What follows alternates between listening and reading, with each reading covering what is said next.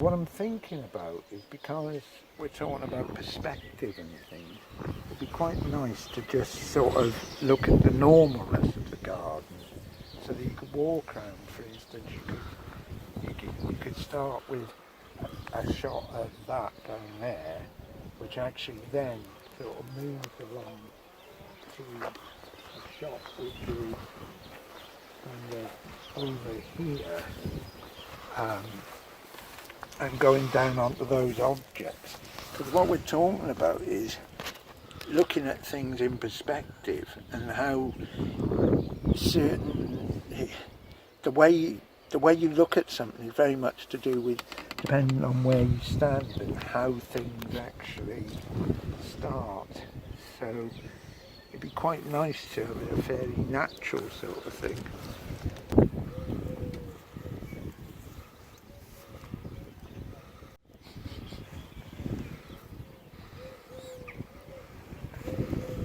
Then you've got these little things like, oh my god, this cat probably killed a bird or something, because it's got like little tiny things, but they're so light, aren't they? They're so, like, it just flutters away, doesn't it? And where it lands could be the next shot, really.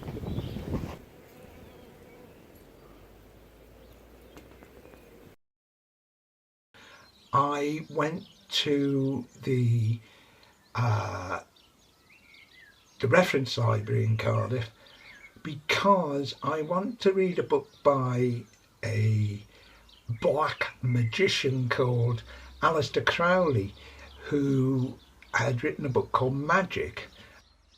So I went to the reference library because at that point in time, which was the late 60s, early 70s, you couldn't actually get magic in Britain. I don't know whether it was out of print. I have a feeling it might have been banned.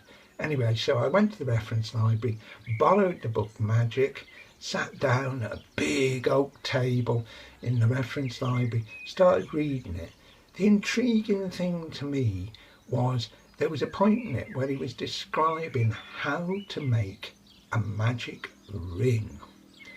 Now, he said that you couldn't actually create a magic ring unless you went right to the beginning and started by digging up the metal, digging up the gold or the precious metal that was going to be used, and smelting it yourself and creating the ring right from the beginning. That would have been difficult enough, but there was another problem with it.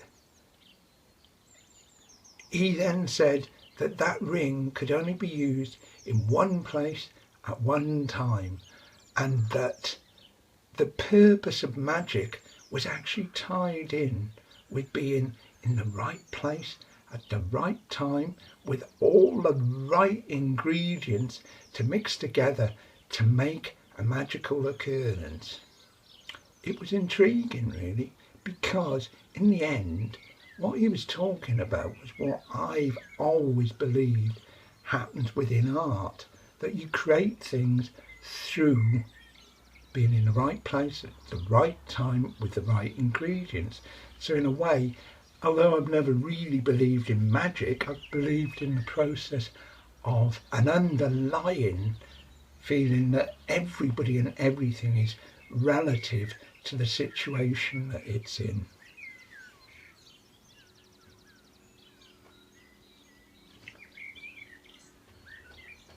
A couple of years ago, I went round to see a friend of mine, and he was sat there with a very heavy cold. I asked him where he got the heavy cold from. Quite an odd thing, isn't it? You say, where'd you catch that cold? You know, as if you're kind of catching a train or something. Anyway, he said he caught the cold by standing on the top of a mountain or a hillside for a whole night. And I said, why were you stood at the top of a mountain? He said, I was observing UFOs, unidentified flying objects, flying saucers.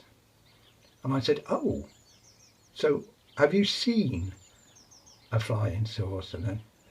And he said, well, not really. We might have had a couple of glimpses.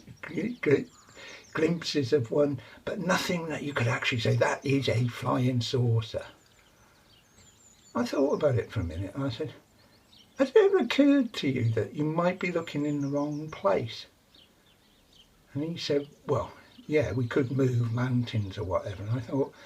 And I said, well, no, actually in the wrong place, because all the time you've been staring into space trying to find a flying, a UFO flying around, a big thing, massive thing full of some kind of alien being, when in fact what you might have found, if you'd have waited for a little while and looked at it a little in a different kind of way, looked at it from a different perspective, that the actual objects that are flying around, the UFOs, could actually be microscopic, that they don't exist to the naked eye. And what you think you've caught is not actually a cold. You've actually been invaded by a UFO, and the UFO has gone inside you, and inside you there's the whole of a civilization from another planet, from millions of miles away, which is actually inhabiting you and is actually mining you. And that's why you feel so rough, because it's mining you, because it's actually trying to get hold of your DNA.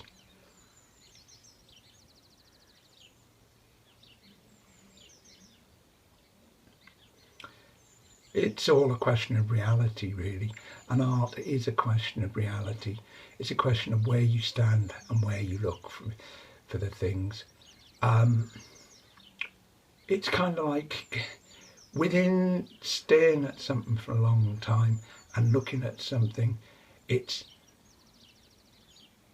not exactly what you're looking at, it's the way that you're looking at it, and the way that you actually respond to it is actually as relevant where you're stood looking at something as it will be the actual thing that you're looking at. It's an interaction between the two things.